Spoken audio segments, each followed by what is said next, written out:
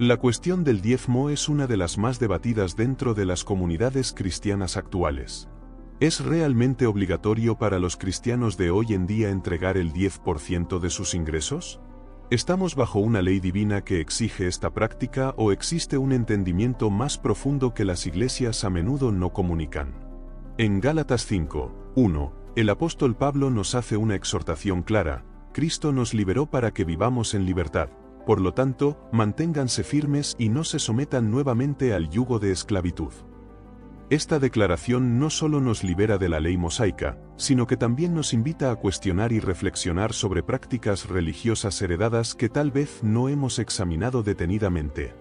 A lo largo de los años, muchos de nosotros hemos crecido con la idea de que debemos dar el 10% de nuestros ingresos a Dios. Algunos aprendieron esto en la escuela dominical, otros lo escucharon desde el púlpito, y muchos lo sintieron casi como un mandato inquebrantable, como si de ello dependiera la bendición o la maldición sobre sus vidas. Sin embargo, ¿alguna vez te has preguntado de dónde proviene realmente esta enseñanza?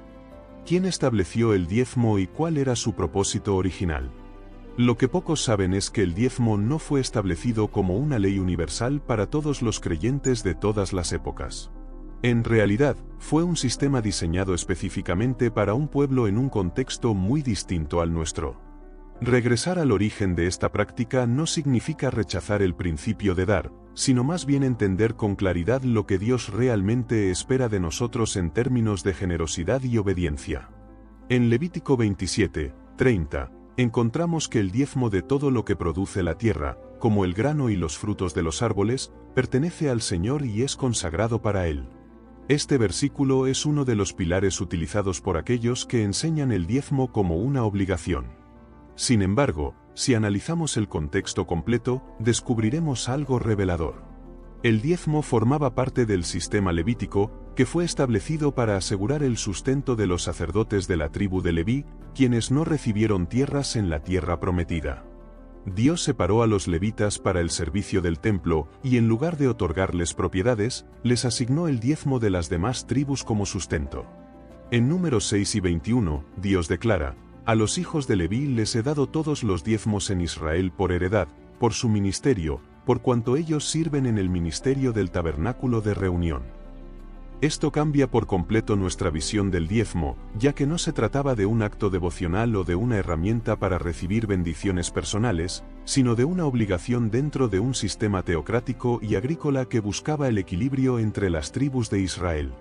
Era parte de un pacto nacional que incluía bendiciones por la obediencia y maldiciones por la desobediencia, tal como se describe en Deuteronomio 28. Pero, ¿qué sucede cuando ya no estamos bajo ese pacto? ¿Sigue siendo relevante el sistema del diezmo en la era de la gracia? Algunos líderes sostienen que el diezmo es un principio eterno, basándose en el episodio de Abraham con Melquisedec en Génesis 2 y 20. Después de una gran victoria, Abraham entrega el diezmo del botín a este rey y sacerdote.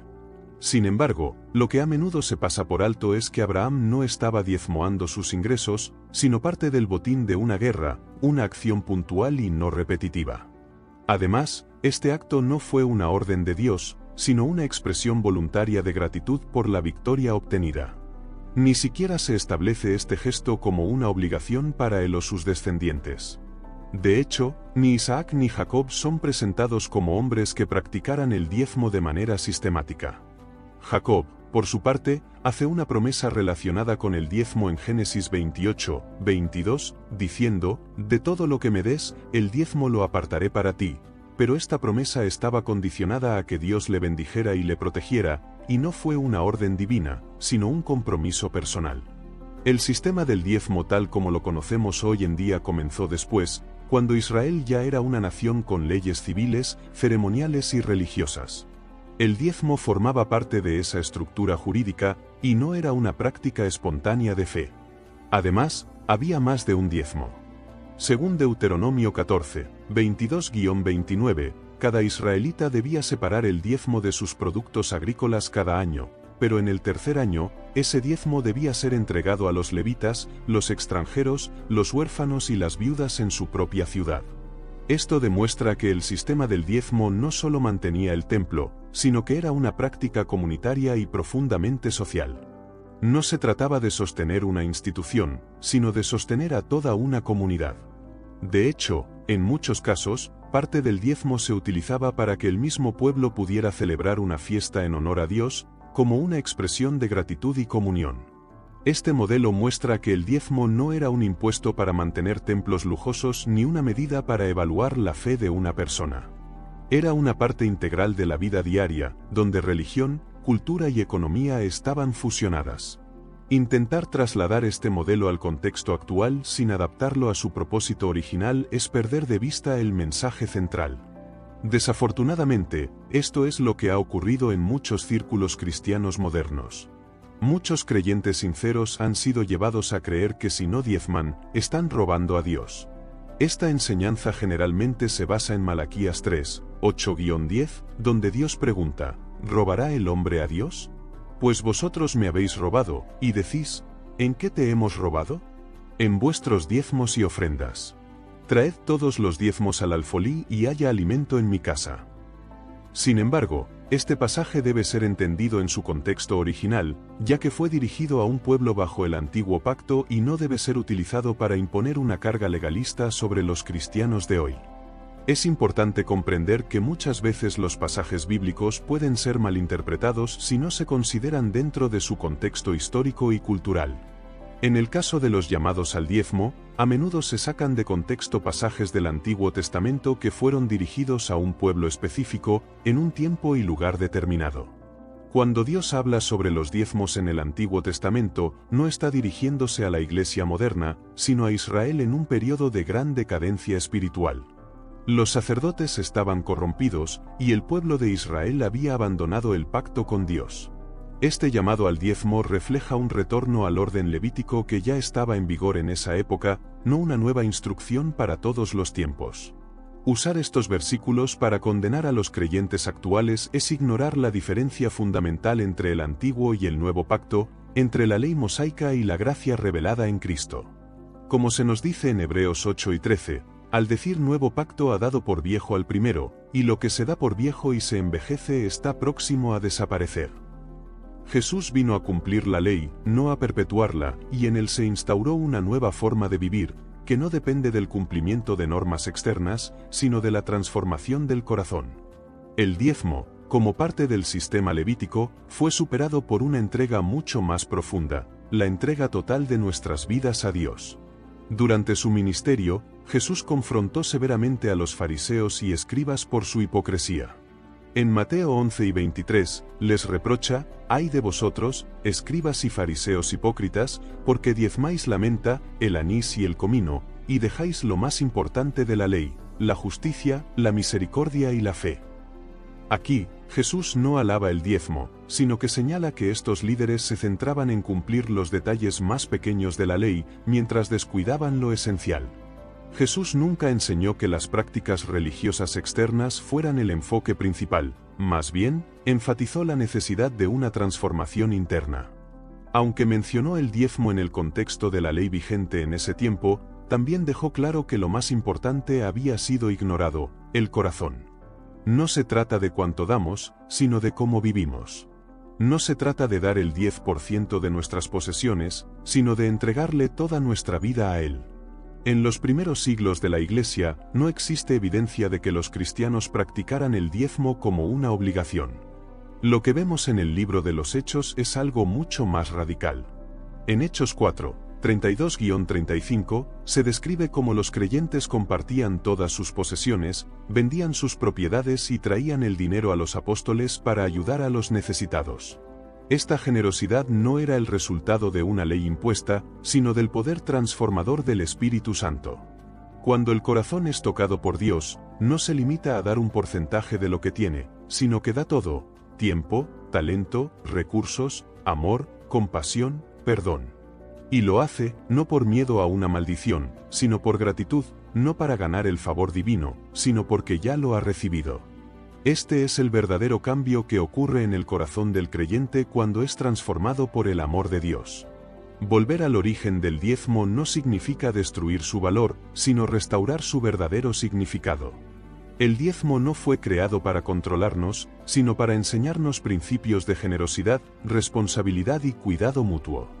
Ahora, en Cristo, no vivimos bajo imposiciones, sino por convicciones.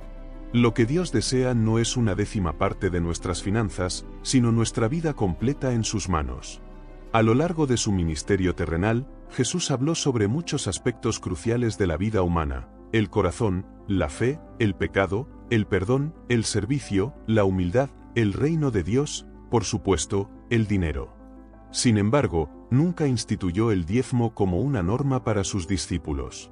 En ningún momento les ordenó o prescribió el diezmo como un requisito para entrar en el reino, recibir bendiciones o cumplir con la voluntad del Padre. Este silencio sobre el diezmo no es accidental, sino revelador. Jesús inauguró una nueva era espiritual, una era centrada en una transformación interna que supera las estructuras rígidas de la ley mosaica. El hecho de que el diezmo no forme parte del mensaje central de Jesús demuestra que su propósito no era reproducir el sistema religioso anterior, sino establecer una relación directa entre Dios y el corazón del creyente. Jesús predicó sobre las riquezas y el uso del dinero, pero lo hizo desde una perspectiva radicalmente diferente. En Mateo 6 y 21, dijo: «Porque donde esté tu tesoro, allí estará también tu corazón». Esta afirmación va más allá de cualquier cálculo numérico. No se trata de un porcentaje, sino de una conexión interna que revela nuestras prioridades espirituales. El tesoro no está en la cantidad que damos, sino en el lugar donde depositamos nuestra confianza. Para Jesús, el problema no era cuánto damos, sino por qué lo damos, con qué motivación interior y con qué actitud lo hacemos. Por eso, en lugar de presentar una fórmula, Jesús presentó un estándar mucho más alto: dar toda nuestra vida a Dios. Un ejemplo claro de este principio se encuentra en el episodio de la viuda que dio 2 moneditas en el templo. En Marcos 12, 41-44, Jesús observa cómo los ricos daban grandes sumas, pero luego señala que la viuda, con su pequeña ofrenda, dio más que todos los demás, no porque su suma fuera mayor, sino porque dio todo lo que tenía. Aquí, Jesús no alaba una décima parte, sino la entrega total, sincera y sin reservas. Este acto refleja el principio que rige la economía del reino: el valor no está en la cantidad, sino en la medida del sacrificio, en el desprendimiento, en la confianza total en la provisión divina.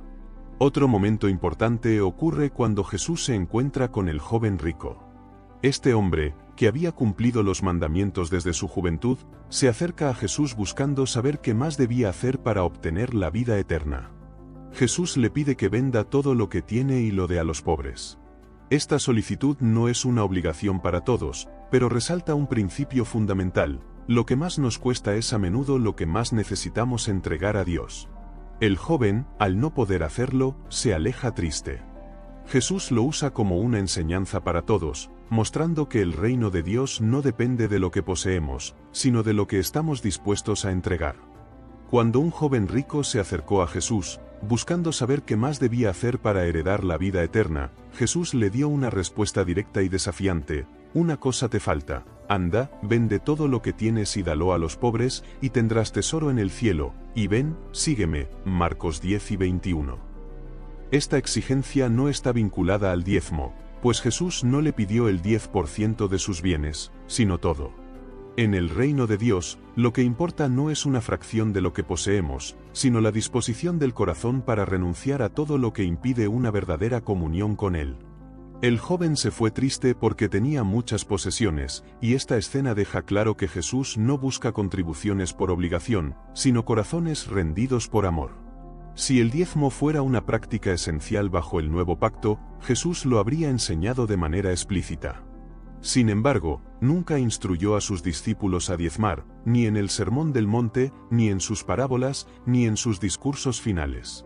Lo que sí hizo fue hablar de generosidad, de dar con alegría, de compartir con el necesitado, y de la imposibilidad de servir a Dios y a las riquezas al mismo tiempo. En Mateo 6 y 24, Jesús afirma: «Nadie puede servir a 2 señores. No podéis servir a Dios y a las riquezas». Esta enseñanza no establece porcentajes, sino prioridades. La fidelidad a Dios no se mide por un porcentaje, sino por una entrega total de nuestra vida. Cuando Jesús denunció la hipocresía de los fariseos, utilizó el tema del diezmo como un ejemplo de su enfoque equivocado. En Mateo 11 y 23, dijo: «Ay de vosotros, escribas y fariseos hipócritas, porque diezmáis la menta, el anís y el comino, y dejáis lo más importante de la ley, la justicia, la misericordia y la fe». Algunos han interpretado este versículo como una validación del diezmo, pero en realidad es una denuncia. Jesús no los estaba elogiando por su práctica del diezmo, sino señalando que se aferraban a los aspectos más pequeños de la ley mientras descuidaban lo más esencial. El énfasis de sus palabras no está en la práctica del diezmo, sino en el olvido de lo que realmente importa: la justicia, la misericordia y la fe. Estas son las verdaderas características de un discípulo de Cristo. El enfoque no está en lo que damos, sino en el espíritu con el que vivimos.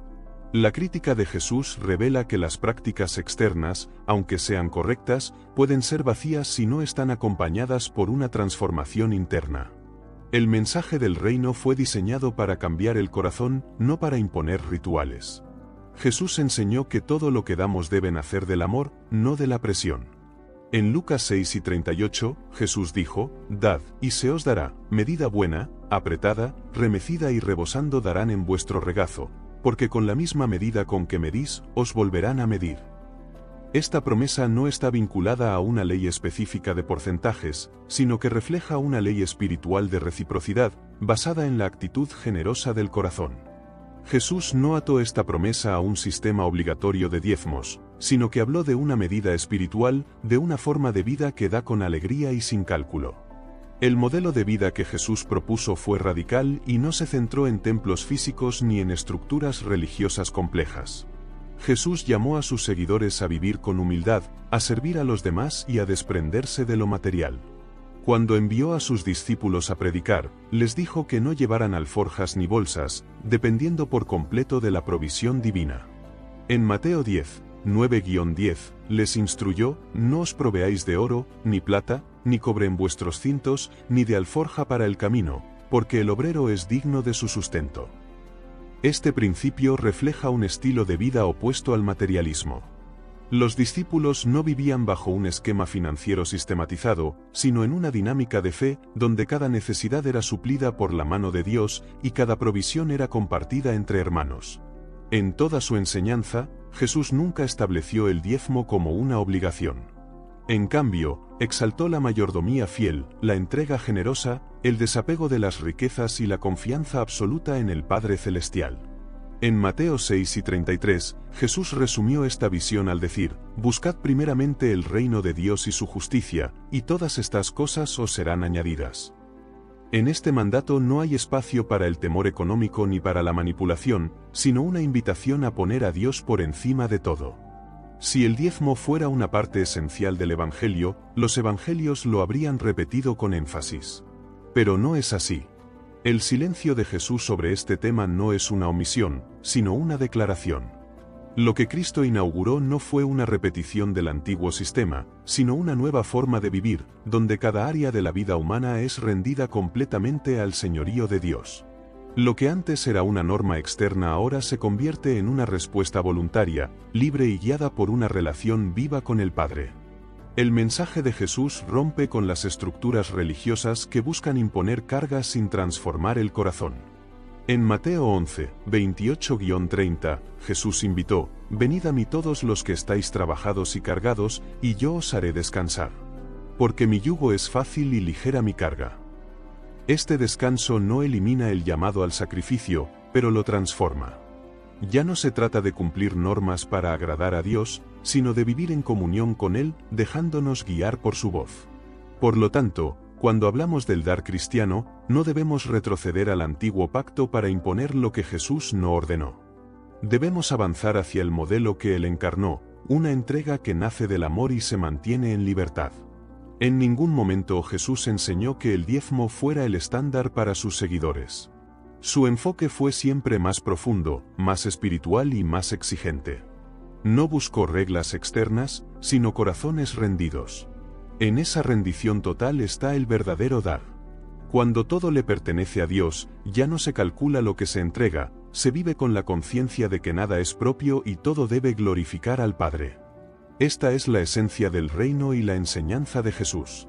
Ahora que hemos observado que el Maestro no impuso el diezmo como mandato, debemos avanzar un paso más. La Iglesia primitiva, guiada por el Espíritu Santo, tampoco enseñó el diezmo como una norma. En su lugar, reveló un modelo de generosidad viva, espontánea y poderosa. Esta será la base de la tercera parte de nuestro estudio. La transición del Antiguo al Nuevo Testamento no fue simplemente una evolución doctrinal, sino una transformación profunda en la manera de entender la relación entre Dios y la humanidad. Con la llegada del Espíritu Santo, los discípulos no solo recibieron el poder para predicar, sanar y dar testimonio, sino también para vivir una existencia completamente dirigida desde su interior. En este nuevo movimiento espiritual, el acto de dar dejó de ser una imposición externa y se transformó en una expresión espontánea de obediencia, surgida desde lo más profundo del corazón. El modelo económico de la Iglesia primitiva no se sustentaba en normas ritualistas, sino en convicciones internas alimentadas por la gracia divina. Desde el comienzo, el libro de los Hechos muestra cómo los seguidores de Cristo vivían una generosidad que no podía explicarse por leyes ni tradiciones. En Hechos 2, 44-45, se nos dice que todos los que habían creído estaban juntos y tenían en común todas las cosas, y vendían sus propiedades y sus bienes, y los repartían a todos según la necesidad de cada uno. No se menciona el diezmo ni se da ninguna instrucción que obligue a los creyentes a desprenderse de sus posesiones. Lo que se observa es una comunidad transformada por la presencia del Espíritu, dispuesta a renunciar incluso a sus comodidades por amor a los demás. Este tipo de entrega no puede ser forzado ni estructurado, solo puede surgir en corazones que han sido regenerados por la obra redentora de Cristo. La generosidad de los primeros cristianos no estaba regulada por el calendario ni por porcentajes fijos. Su impulso era espiritual, no legal. Ellos comprendían que ya no eran dueños de nada, pues todo lo que tenían había sido redimido por la sangre de Cristo. En Hechos 4, 32-35 se describe otra escena reveladora: la multitud de los que habían creído era de un corazón y un alma, y ninguno decía ser suyo propio nada de lo que poseía, sino que tenían todas las cosas en común. Este pasaje refleja la profundidad de la unidad y el desprendimiento en la Iglesia primitiva. Nuevamente, no se menciona la obligación del diezmo, porque el principio que regía no era el cumplimiento de una norma, sino la respuesta al llamado del amor. A lo largo de las cartas apostólicas, este mismo patrón se reafirma. El apóstol Pablo, al escribir a las iglesias, nunca ordenó que se diezme. En cambio, instruyó sobre cómo dar de manera voluntaria, proporcional y conforme a la convicción personal de cada uno. En 2 Corintios 9, 7, Pablo establece el principio fundamental de la generosidad cristiana: cada uno de como propuso en su corazón, no con tristeza ni por necesidad, porque Dios ama al dador alegre. Esta afirmación es más que un consejo práctico, es una declaración doctrinal que marca una diferencia significativa entre la antigua manera de dar por obligación y la nueva forma de dar por revelación. El acto de dar en el Nuevo Testamento está profundamente ligado a la libertad espiritual. Pablo no sugiere que la bendición dependa de cumplir con un porcentaje específico, sino de la actitud con la que se entrega. No se trata de cumplir con una cuota impuesta, sino de ingresar a una dimensión donde el dar se convierte en una expresión visible de la gracia recibida. En el mismo capítulo, 2 Corintios 9, 6 dice: el que siembra escasamente, también segará escasamente, y el que siembra generosamente, generosamente también segará. Aquí, el énfasis está en la siembra voluntaria, no en el cumplimiento de un rito. El sembrador no calcula un impuesto, se deja guiar por la tierra, por el clima y por su fe. Así es el que da conforme al Espíritu. Cuando Pablo instruye a la iglesia de Corinto sobre la colecta para los creyentes necesitados en Jerusalén, lo hace con un lenguaje espiritualmente profundo. En 1 Corintios 16, 2, les dice: cada primer día de la semana, cada uno de vosotros ponga aparte algo, según haya prosperado, guardándolo, para que cuando yo llegue, no se recojan entonces ofrendas. No menciona el diezmo, sino un principio adaptado a la realidad personal de cada creyente. Según haya prosperado implica que no todos darán lo mismo, pero todos están invitados a participar. Este modo de dar no está basado en la presión, sino en el discernimiento.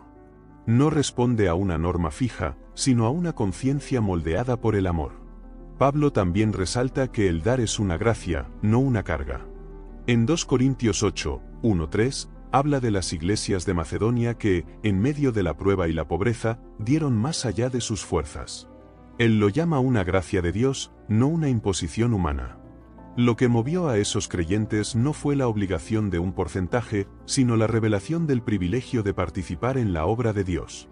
Este modelo demuestra que cuando el Espíritu guía, el corazón responde con generosidad, incluso en circunstancias adversas.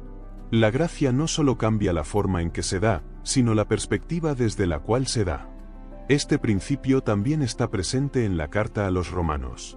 En Romanos 12, 1, Pablo exhorta a los creyentes a presentar vuestros cuerpos en sacrificio vivo, santo, agradable a Dios, que es vuestro culto racional. Aunque no habla específicamente de dinero, el principio es el mismo. El verdadero culto no consiste en cumplir reglas externas, sino en rendir toda la vida. En este contexto, dar no puede limitarse a un porcentaje. Cuando el cuerpo entero ha sido entregado, todo lo demás queda incluido. Ya no se pregunta cuánto debo dar, sino cuánto de mí ha sido verdaderamente consagrado. La ausencia del diezmo como práctica obligatoria en el Nuevo Testamento no es una omisión, sino una revelación. Significa que lo que antes era un símbolo, ahora ha sido sustituido por una realidad espiritual. El sistema levítico requería el diezmo para sostener una estructura física, pero en Cristo, el templo ya no es de piedra, sino de persona. En 1 Corintios 3 y 16, Pablo afirma, ¿no sabéis que sois templo de Dios y que el Espíritu de Dios mora en vosotros? Cuando el templo vive dentro de cada creyente, la economía del reino también se mueve desde el interior. El sostenimiento de la obra no depende de una estructura legal, sino de corazones llenos de fervor por la verdad. En ninguna de sus enseñanzas, ni en sus cartas, Jesús o los apóstoles insistieron en el diezmo como un mandato obligatorio. Más bien, pusieron el foco en una vida transformada, en la obediencia que surge del amor, en el dar con un corazón sincero y dispuesto. Las cartas de Pedro, Santiago, Juan y Judas no hacen referencia al diezmo como un mandato para la Iglesia, y su silencio al respecto coincide con el modelo que Cristo dejó. Lo que enseñan estos textos es la relevancia de una fe. Y así, cuando todo ha sido dicho, cuando las enseñanzas han sido presentadas y las preguntas han sido planteadas, llegamos a este punto, a este momento donde no se trata ya de teoría ni de tradición, no se trata de cifras ni de reglas, se trata del corazón. Porque hablar del diezmo al final es hablar de una decisión personal, íntima, silenciosa, una decisión que se toma en lo profundo del alma, muchas veces sin testigos, sin aplausos, sin reconocimiento, y sin embargo, es ahí donde suceden las cosas más poderosas. El diezmo es más que un acto religioso, es más que un hábito, es una respuesta al amor de Dios. Es decirle con hechos, no solo con palabras, confío en ti, te pongo primero, tú eres mi fuente, mi seguridad, mi proveedor. Y esto, claro, va en contra de la lógica del mundo, porque allá afuera nos enseñan que debemos guardar, acumular, proteger, invertir. Nos dicen que dar es perder, que lo sabio es quedarse con más. Pero el reino de Dios no se rige por las reglas de este mundo. En el reino, dar no es perder, dar es sembrar. Dar es abrir espacio para que Dios haga lo que solo Él puede hacer. Muchos han reducido el diezmo a una transacción, como si fuera un intercambio. Doy para que me den. Pero eso es perderse de lo más hermoso, porque el diezmo no es un soborno a Dios. No es una fórmula mágica, es adoración, es gratitud, es una forma de rendirnos, de reconocer que nada de lo que tenemos es solo nuestro, que todo lo que somos y poseemos viene de Él, y que en sus manos está mucho más seguro que en las nuestras. Conozco historias, muchas, de personas que, aun teniendo poco, decidieron poner a Dios primero, no porque les sobrara, sino porque creyeron. porque confiaron, personas que en medio de la escasez dijeron, Señor, esto es tuyo, lo devuelvo, no porque me sobre, sino porque te creo. Y una y otra vez Dios respondió, no siempre con riquezas materiales, no siempre de la manera esperada, pero siempre con fidelidad. Una madre soltera, con 3 hijos, trabajando largas horas para sostener su hogar. Cada centavo contaba, cada billete tenía destino, pero cada mes, antes de pagar cualquier otra cosa, apartaba su diezmo. No porque fuera fácil, no porque no tuviera miedo, sino porque sabía a quién le había confiado su vida. Y esa mujer, con lágrimas en los ojos, contaba cómo nunca faltó pan en su mesa, cómo sus hijos crecieron sanos, cómo su alma se fortaleció, cómo su fe floreció en medio de las pruebas. Y entonces entiendes que el diezmo no es simplemente dar dinero, es soltar el control, es reconocer que el sustento no viene solo del trabajo, ni del esfuerzo, ni de los cálculos humanos, viene de Dios. Y cuando das, cuando sueltas, cuando entregas ese 10%, estás haciendo una declaración espiritual. Mi confianza está en el cielo, no en la cuenta bancaria. Y no se trata de dar por obligación, porque Dios no quiere lo que se da con pesar. Él no necesita tu dinero. Él es dueño del oro y la plata. Lo que Él quiere es tu corazón, tu confianza, tu entrega. El diezmo es una herramienta, sí, pero su propósito final es acercarte a Él, ayudarte a recordar, cada vez que recibes, que eres administrador, no dueño, que lo que tienes es un regalo y que al devolver estás adorando. Quizás en este momento tú estás luchando con esa decisión. Tal vez piensas, no puedo dar ahora, tengo muchas deudas, no me alcanza. Y es comprensible. Nadie está aquí para juzgarte. Nadie conoce tu lucha mejor que Dios. Pero quiero decirte algo. Dios no busca perfección, busca disposición. Si hoy puedes dar, da. Si hoy solo puedes comprometerte a comenzar con algo pequeño, hazlo. Da ese paso de fe, aunque tiemble el suelo bajo tus pies, porque Dios honra al que se atreve a confiar. Y sí, tal vez haya miedo, es natural, pero del otro lado del miedo está la libertad. Del otro lado de la obediencia está la bendición, porque Dios no falla. Cuando tú pones lo poco que tienes en sus manos, Él lo multiplica, Él lo transforma. Y no estoy hablando solo de dinero, estoy hablando de paz, de propósito, de descanso, de plenitud. Dios no promete hacernos ricos. No es una fórmula para obtener lo que queremos, pero sí promete caminar con nosotros, sostenernos, abrir ventanas de los cielos, bendecirnos a su manera, en su tiempo, a su estilo. Y créeme, no hay mejor lugar donde estar que bajo esa cobertura. Hay quienes dicen, eso del diezmo es del Antiguo Testamento. Y yo les digo, sí, comenzó allí, pero la entrega, la generosidad, la fe, eso atraviesa toda la Escritura, porque más allá del porcentaje, el mensaje sigue siendo el mismo. Pon a Dios primero, en todo, en tus decisiones, en tus relaciones, en tus recursos, en tu tiempo, y Él se encargará del resto. Mira tu vida. Haz una pausa. Pregúntate, ¿dónde está mi confianza? ¿Qué me cuesta soltar? ¿Estoy realmente poniendo a Dios primero o solo cuando es conveniente? Y si hoy sientes que Dios te está llamando a dar ese paso, no lo ignores. No se trata de presión, se trata de libertad. De comenzar a vivir bajo otro sistema, con otras prioridades, con otro tipo de seguridad. Porque el mundo te puede fallar. El dinero va y viene. Los trabajos cambian, pero Dios permanece fiel, presente, amante, cuidador. Y si aún te quedan dudas, recuerda esto: Dios no te pide lo que Él no dio primero. Él entregó a su Hijo, lo dio todo, por amor, por ti. ¿Cómo no confiar en alguien que se dio por completo? ¿Cómo no responder con gratitud a un amor tan inmenso? Así que este no es solo el final de un video, es el principio de una nueva forma de vivir, de confiar, de caminar en fe, de decirle a Dios cada vez que das, todo lo que tengo viene de ti, y esto lo devuelvo con amor. Gracias por estar aquí, gracias por escuchar.